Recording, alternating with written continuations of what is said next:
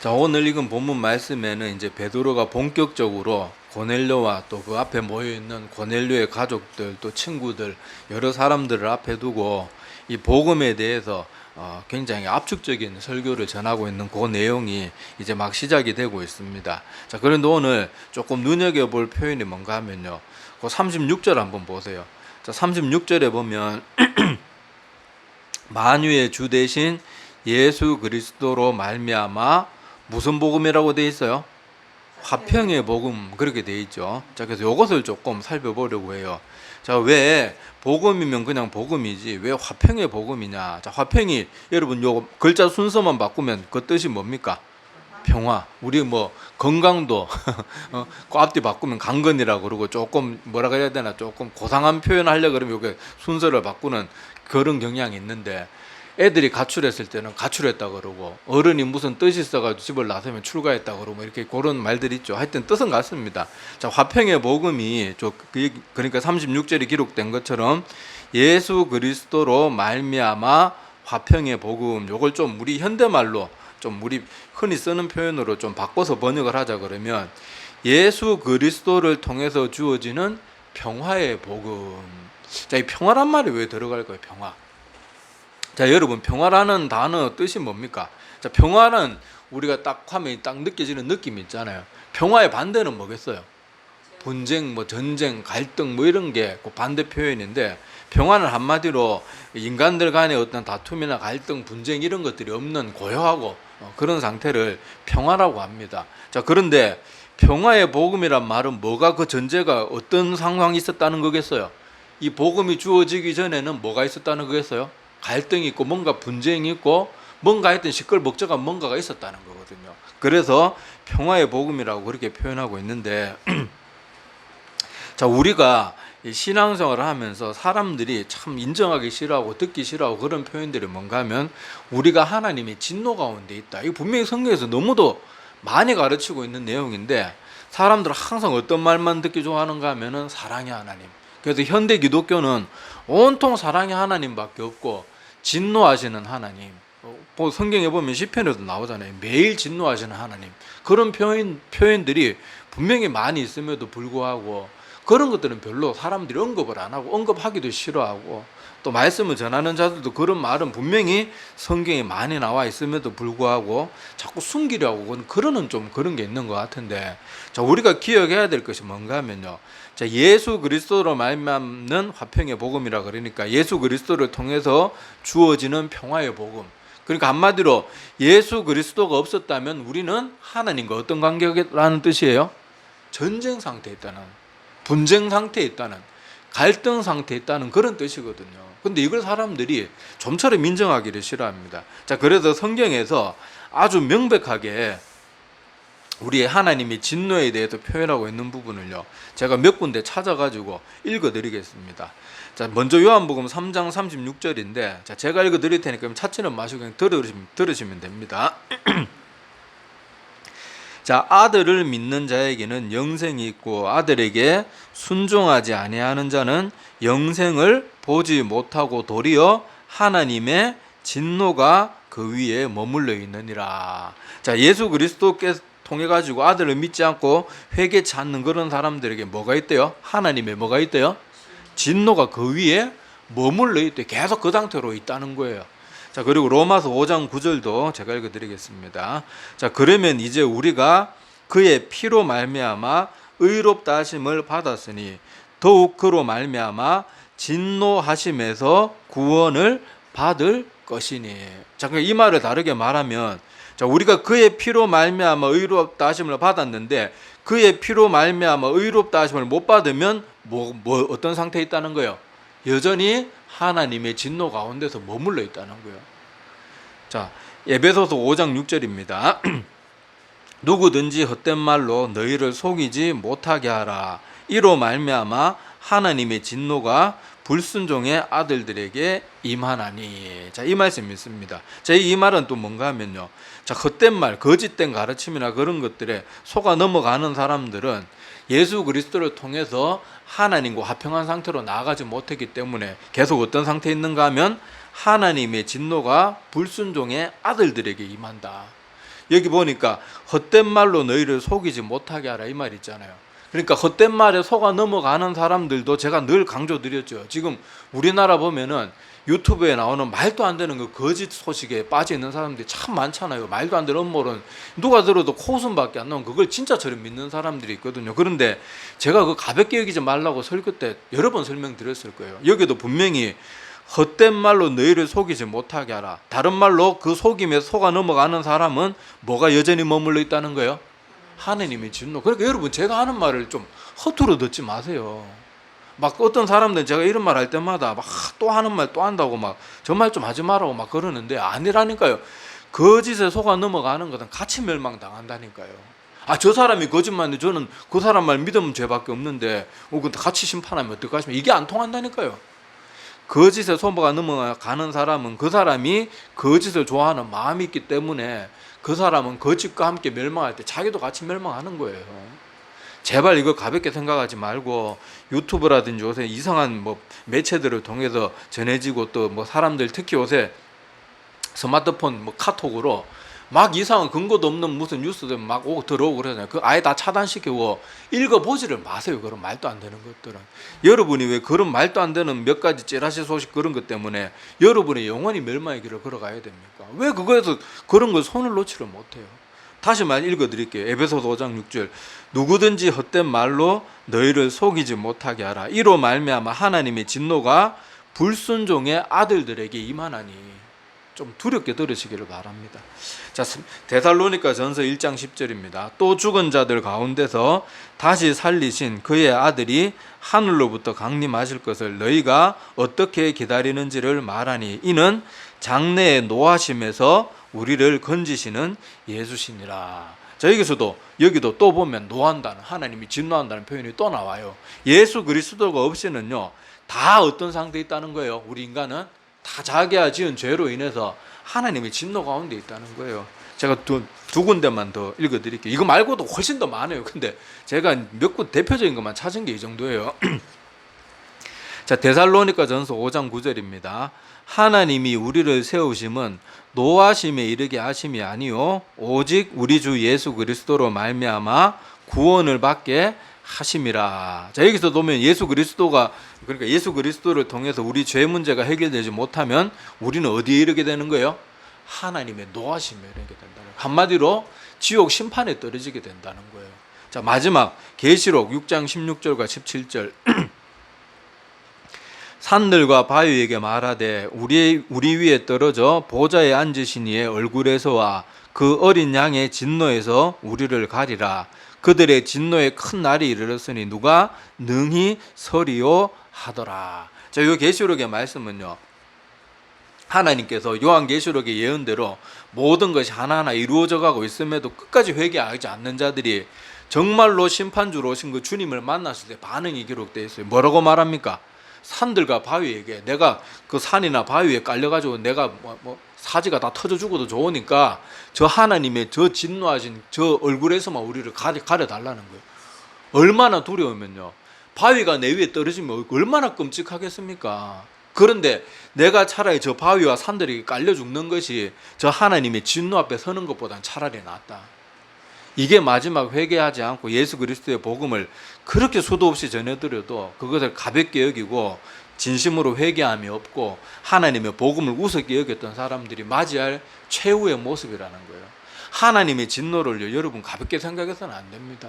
왜 자꾸 듣기 좋은 오직 하나님은 사랑 이런 말, 듣기 좋은 말만 자꾸 그렇게 들으려고 하고, 성경에 이렇게 끝도 없이 제가 지금 다 찾은 것도 아니에요. 몇 군데 우리가 그나마 조금 알만한 성경 구절을 찾은 게 이 정도예요. 근데 여러분들이 정말로 성경을 진심으로 막 하루에 몇 장씩 하면서 막 억지로 읽는 그런 거 말고 정말로 하나님의 말씀을 알고자 하는 간절한 마음으로 성경 창세기부터 요한계시록까지 끝까지 읽어보신 분들은 하나님의 진노가 얼마나 자주 등장하고 그 진노가 얼마나 무시무시한지 알 거예요 아마. 근데 사람들은 성경을 잘 읽지도 않고, 또 사람들은 또 뭐 사역자들도 자꾸 이 사람들이 듣기 좋은 말들만 해주다가 보니까 하나님의 진노가 얼마나 무섭고 두렵고 성경에서 얼마나 자주 언급하고 있는지 이런 것들을 너무 소홀하게 여기는 모습이 있거든요. 근데 여러분 십자가를 생각해 보세요. 십자가. 여러분 십자가에는 뭐가 딱 나와 있는가 하면요, 하나님께서 우리 죄인된 우리를 향한 그 큰 사랑도 분명히 그 십자가에 드러나 있지만은 하나님이 자기 아들에게 그 어마어마한 진노를 다 쏟아붓기까지 뭐도 있어요? 하나님의 공의도 거기 있는 거예요. 근데 사람들은 십자가 보면서 자꾸 뭐만 봅니까? 사랑만 보고 하나님이 진노하시면 안 보는 거예요. 예수 그리스도 가운데 나가가지고 우리가 우리 죄 문제 진심으로 회개하고 예수 그리스도 내 마음의 주인으로 모셔드리지 않으면요, 남는 건 하나님의 진노밖에 없다니까요. 사랑 타령만 할 때가 아니에요. 하나님의 진노가 얼마나 무서운 것인지를 알아야 돼요. 여러분, 사람들이 사랑만 강조하니까 난 사랑 좀 안 받아도 돼, 뭐 사랑이 많은 하나님이니까 다 천국 보내주시겠지, 그런 마음으로요 그냥 천국 가는 거 뭐 안 가도 그만, 가면 좋고 안 가도 그만, 이렇게 생각하는 그게 아니라니까요. 하나님의 진노의 차원에서 생각해 보면요, 예수 그리스도를 통해서 구원받지 못하는 사람은요, 아까 계시록에 그 사람들 말해보세요. 나 저 집채만한 바위에 깔려 터져 죽어도 되니까 나는 차라리 저 하나님의 진노의 얼굴에서 나 가려지는 게 차라리 낫다. 얼마나 무시무시한 그런 모습입니까?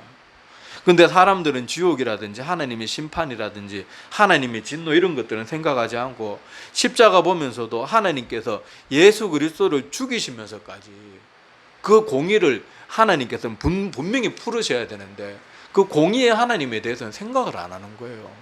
여러분, 오늘 화평의 복음, 평화의 복음, 이 말씀을 여러분 가볍게 여기지 말고 이 복음 속에 담긴 화평의 복음이라는 이 의미를 여러분들이 좀 깊이 새길 줄 알아야 됩니다. 그래서 사람들은 자꾸 사랑만 베푸시는 하나님을 찾는 그런 모습들이 많은데요, 그거는요 성경을 반만 믿는 거예요.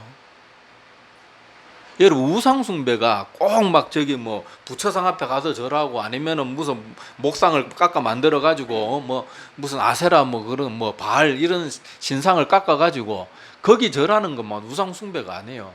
하나님 외에 다른 것들을 섬기는 모든 게 다 우상숭배거든요. 제가 늘 말씀드리지만 어떤 사람들 목사를 숭배하듯이 막 따르는 사람들이 있어요. 그것도 여러분 우상숭배입니다. 우리는 그 누구도 하나님 외에는 우리가 마음을 다해서 따르고 그러면 안 돼요. 저 이상한 목사들 쫓아다니는 사람들 보세요. 말도 안 되는 소리 해도 아멘 하고 앉아 있잖아요. 하나님 말씀에만 아멘 해야 되는데.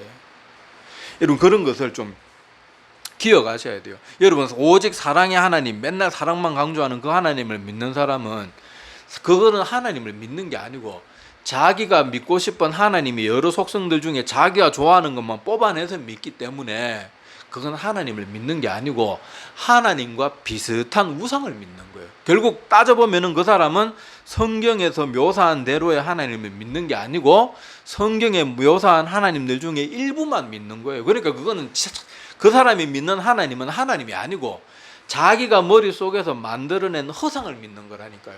그거는 당연히 그건 뭐겠어요? 하나님을 섬기는 게 아니고 우상 숭배거든요. 그러니까 거긴 구원이 없어요. 명심하셔야 돼요.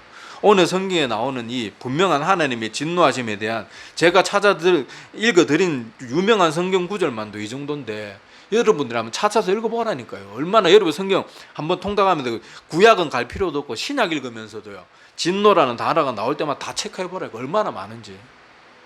그런데 우리는 이렇게 자주 등장하는 하나님의 진노, 하나님의 공의, 하나님의 심판 이런 것들은 굉장히 소홀히 여기는데 이건 두려운 모습입니다. 이 복음에 왜 화평이라는 이 수식어가 왜 들어있겠어요? 우리가 예수 그리스도를 통해서 우리의 죄 문제가 해결되지 않고 하나님과의 관계가 화평케 되지 않으면 우리 가운데 남는 거는 하나님의 두려운 심판밖에 없습니다. 그런데 다행히도 화평의 복음이 누구로 말미암아 줬다고 말합니까? 오늘 본문 말씀에서 예수 그리스도를 통해서. 자, 원래 하나님께서는 우리 인간은 다 뭐가 있어요? 다 죄가 있잖아요. 그런데 죄가 있기 때문에 하나님은 우리를 향해서 우리 인간들을 보실 때 진노하실 수밖에 없어요. 물론 하나님이 우리 인간이 죄가 있어도 우리 인간을 사랑하시긴 하세요.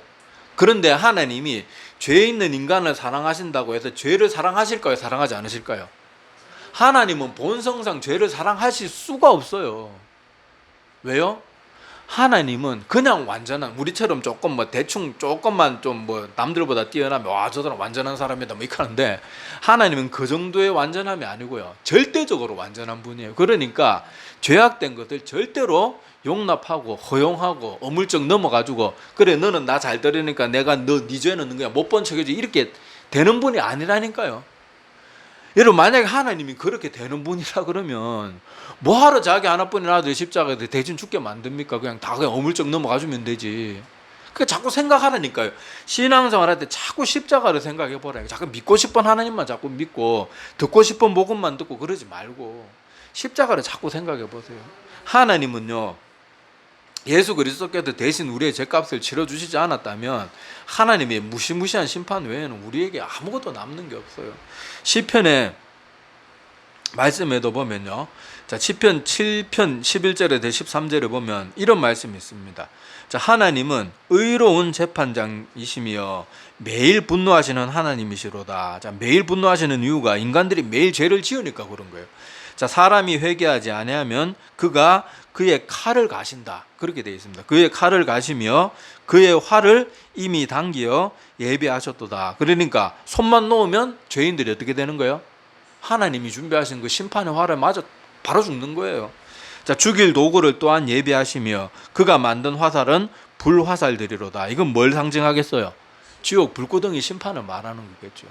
하나님은요, 우리의 죄를, 우리가 모든 인간들이 다 죄가 있고 매일같이 죄를 짓는 존재들이기 때문에 하나님께서 우리 인간 세상을 보실 때마다 매일 진노하실 수밖에 없는 거예요.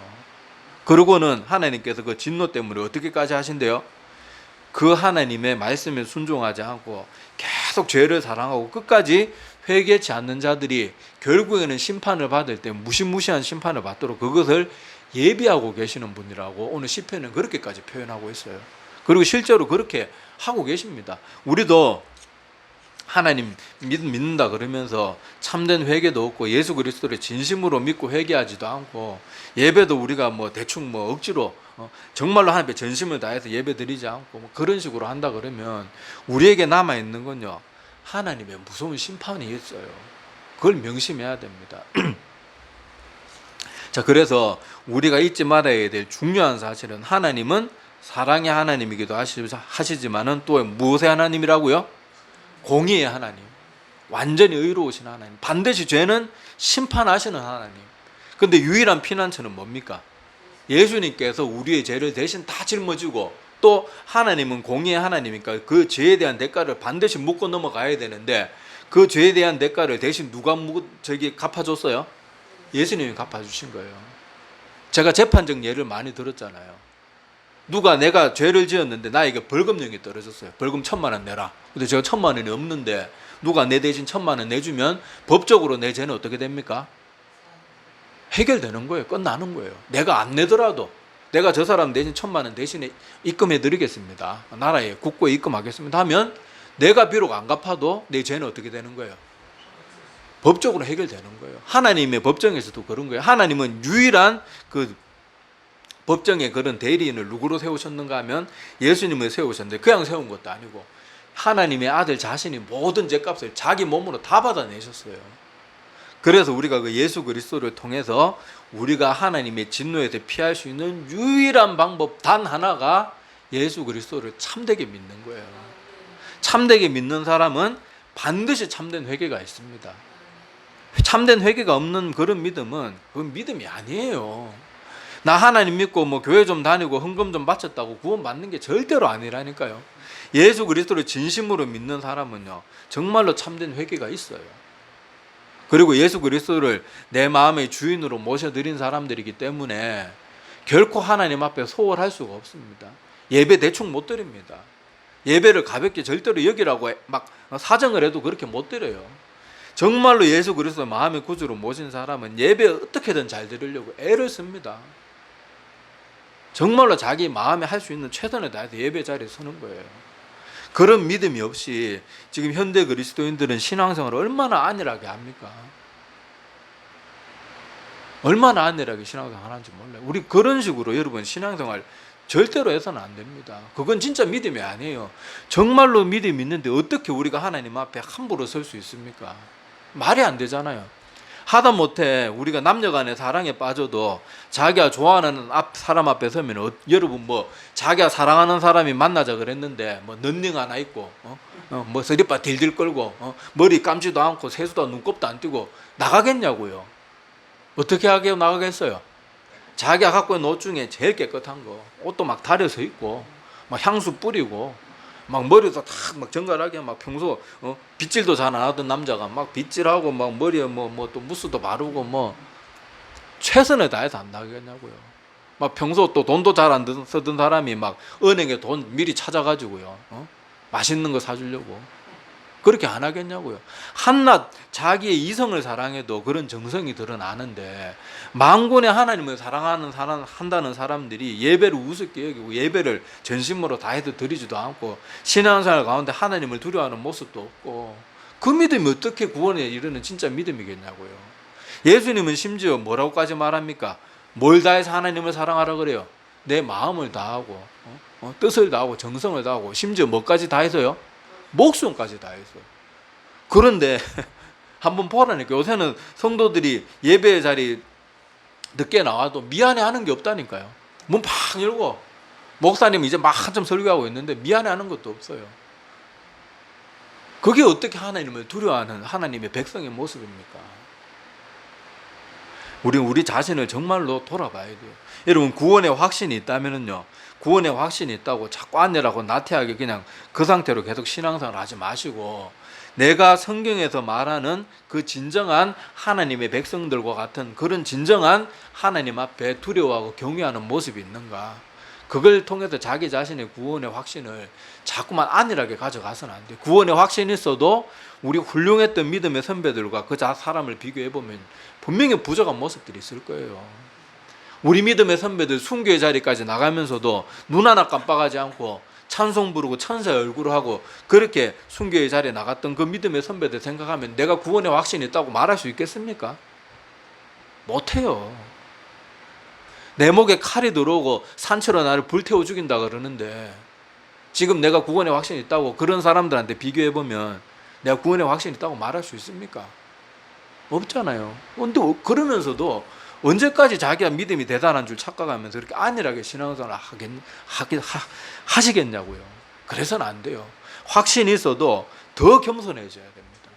사도 바울의 모습을 보세요. 사도 바울은 구원의 확신이 분명한 사람이었지만은 맨날 어떻게 합니까?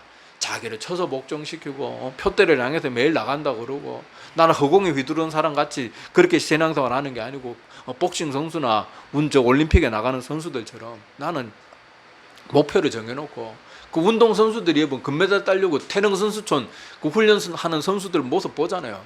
우리 그렇게 하라 그러면 반나절이고 1시간만 똑같이 하라 그러면 1시간이 아니라 30분도 우리 그렇게 못합니다. 근데 그 올림픽에 나가서 금메달 따려고 하는 선수들은요 매일 그렇게 살아가는 거예요. 그 정도로 해야 된다고 사도 바울이 말하잖아요. 그리고 구원의 확신이 없는 사람은요 정신 차리셔야 됩니다. 매일 먹고 마시고 놀고 이런 데는 그렇게 관심 가지고 세상에 쓸데없는 뉴스나 세상에 쓸데없는 소식 맨날 카톡으로 친구들한테 쓸데없는 소식 오는 거 하나하나 다 들여다보면서 하나님의 말씀에 관심도 없고 하나님 두려워하지도 않고 그렇게 신앙생활하고 있다면요 정신 차리셔야 돼요. 내가 구원의 확신이 있을 때까지 정말로 쉬지 말고 기도하고 말씀 보고 세상에 잡다한 일들을 내려놓기 위해서 자꾸 애를 쓰고 그리고 내 본능대로 자꾸 행동하려고 하는 내 자신을 자꾸 죽여나가고 내 자신을 채찍질해야 돼요. 하고 싶은 거 다 하고 절대로 신앙생활을 못합니다. 놀고 싶은 거 다 놀고 친구들 만나고 싶은 거 다 만나고 TV 보고 싶은 거 다 보고 스마트폰 하고 싶은 거 다 하고 어떻게 신앙생활을 합니까? 못해요. 성경 읽어도 하루가 후딱후딱 가는데 어떻게 자기 하고 싶은 거 다 하고 먹고 싶은 거 다 하고 놀고 싶은 거 다 하고 전화 통화하고 싶은 거 다 하고 그렇게 하면서 어떻게 신앙생활을 합니까? 못해. 기도하고 말씀 보고 내 자신을 자꾸 돌아보고 그렇게 해도 구원 받을까 말까인데 사도 바울은 그렇게 열심히 살고도 내가 버림받을까 벌벌 떨면서 살았는데 우리는 이렇게 안일하게 살면서 도대체 무슨 자신감으로 그러는지 모르겠어요.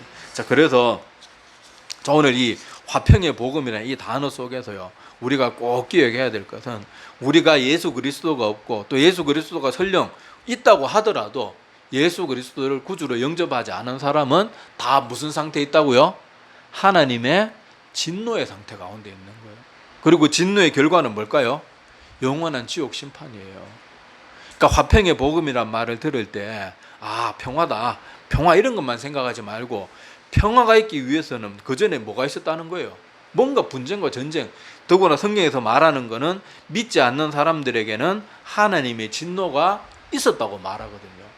그러니까 하나님의 진노의 문제가 해결되지 않으면 우리는 한 명도 예외 없이 다 무시무시한 하나님의 멸망 앞에, 계시록에 아까 마지막 그렇게 고집 피우면서 하나님 안 믿던 사람들이 마지막 그렇게 하나님 정말로 진노의 하나님 앞에 서니까 그 산들 바위야 내 위에 떨어져라 막 그렇게 말할 정도로 무시무시한 그런 고백들을 하게 되는 거예요. 그러니까 우리가 이것을 기억하면서 정말로 예수 그리스도를 믿되 참되게 믿지 않으면 하나님의 진노가 늘 우리 가운데 있는 거예요. 늘 그냥 그 상태로 죽으면 하나님의 진노에 그대로 그냥 파묻혀 버리는 거예요.